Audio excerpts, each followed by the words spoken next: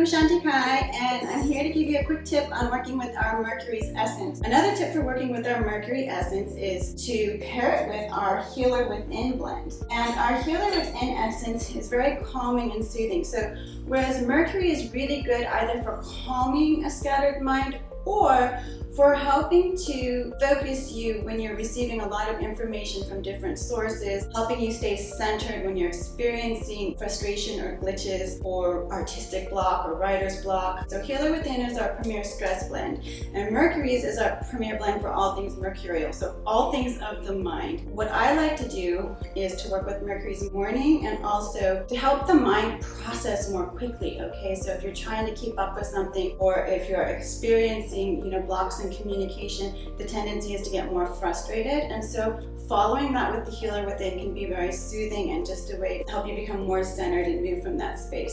Somebody that is artistic and is experiencing a writer's or artistic blocks, this can be a great essence to pair with either our Attract essence or our throat chakra essence. You can also pair it with our heart chakra or Manipura third chakra essence, because Manipura is really good for calming emotional energies and also sharpening, helping to enhance your mind power, if you will.